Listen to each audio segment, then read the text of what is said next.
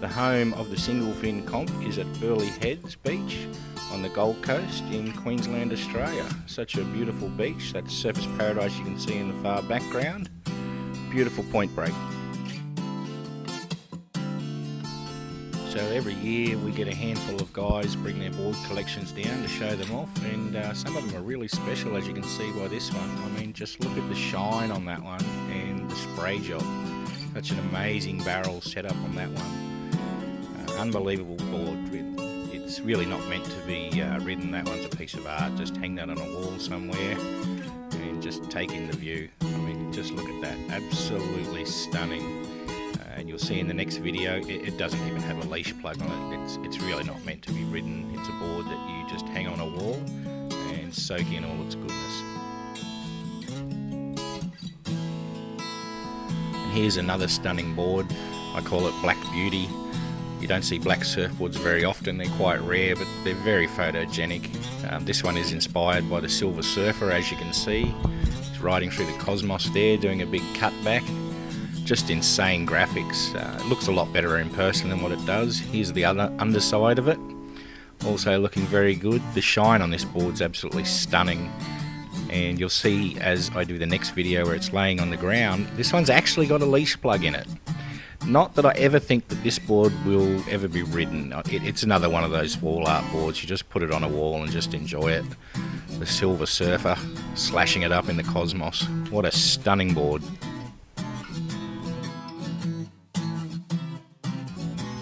Here we have some of my favourite boards. These are made by Aaron at AV Timber Surfboards on the Gold Coast, and they're the wooden inspired surfboards. And I mean, just look at the detail and the shine on these boards. Absolutely outstanding. A lot of time and effort has gone into making these boards. As you can see, they're just glorious. And as I scroll down here onto the fin, the detail even goes through into the fin. Look at that, just stunning. And the question that always comes up is, does your shaper surf? And yes, Aaron does. He surfs on a regular basis. Here's some of his short boards. This Bonza style one with the large single fin and the two side smaller skis. These boards just look amazing. Look at the detail in the wooden outlay on that board. We go to here like a fish style inspired board, a twin fin one, a wider fatter board, great boards in small surf, and the one beside it, you'll see the sun in the sky, the headland there, there's three barrels, the beach, the sand, palm tree, and then the land. What amazing detail. And now we go to his fins, and look at the fins. I mean, absolutely outstanding quality on these fins, an absolute piece of artwork. Moving on to the next lot of boards. These are custom spray jobs done by Mark Welsh. He can do custom jobs for you. They're absolutely outstanding. As you can see by the lady on this board, it looks like a real picture, but that's actually spray art. Fantastic work he does. Moving on to the next board, that is a Van Halen inspired surfboard. Loving the lines on that one and the detail. If you're a Van Halen fan, you'd love that one. Moving on to the next board, that's an Iron Maiden themed board, and you've got to love the skulls of Iron Maiden. Their artwork on the album covers is always fantastic. And here Mark flips over the board, and look at the bonus of that, we got Kiss on the other side. How good is that? I actually saw the boys in concert last year. They were fantastic. If ever you get a chance to see them before they wind up their career, go and do it. I guarantee you'll love them. The boys just go off even well into their 70s. We've got the next board here is a tiger skin inspired board. It's quite groovy too. And the last board here, that's a Richmond football team inspired board by Dustin Martin, who's a legend in the game. And the bonus is it's signed on both sides. A lot of time and effort's gone into that one, as you can see. Stunning artwork, stunning spray job. That's the tiger print board flipped over again. And now we're heading back to the Kiss themed surfboard. We will be in a second. You got Gene Simmons at the bottom there, and above that we've got Paul Stanley and Peter Criss and Ace Frehley at the top. That's the original lineup. Gene just looks fantastic there. There's Paul, Peter, and the Ace Frehley one at the top. Have you ever seen a better graffiti artwork of Ace Frehley? Outstanding. Love that board. I'd like that one in my collection myself. And now we're moving on to the last one here, and this is just like a dreamy type one. We've got like a unreal left-handed barrel lining through with the Chicken G-banger and the reflection on the wet sand.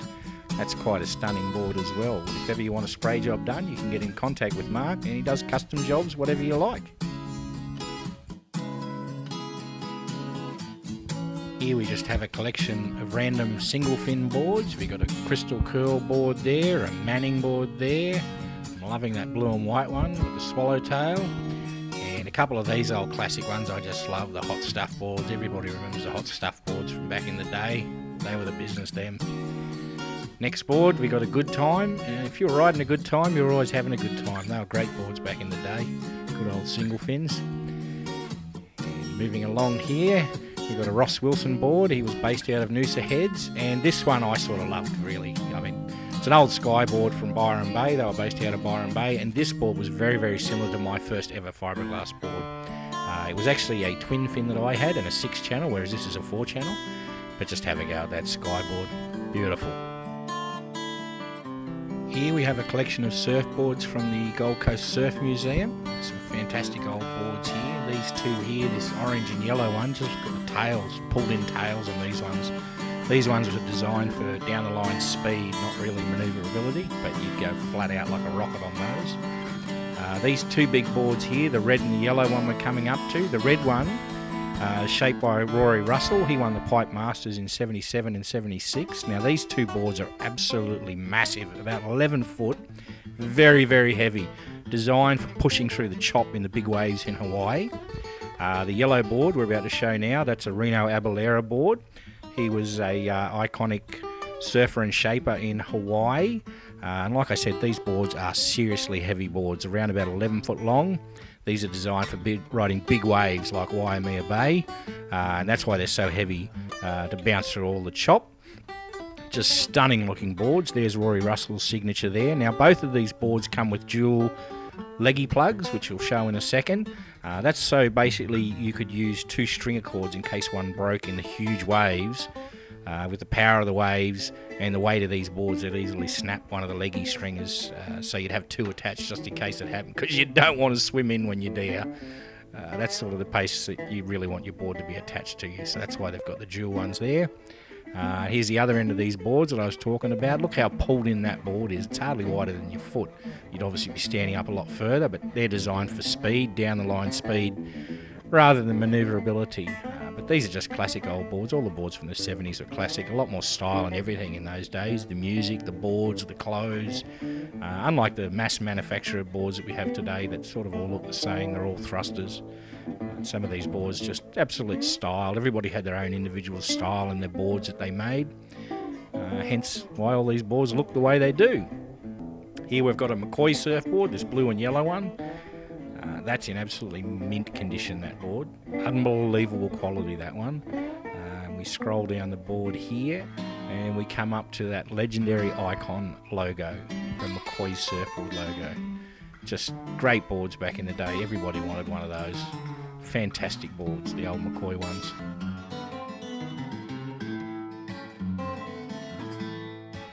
Here we have a Bonza style surfboard, which was introduced in 1972 by Malcolm and Duncan Campbell of Oxnard, California.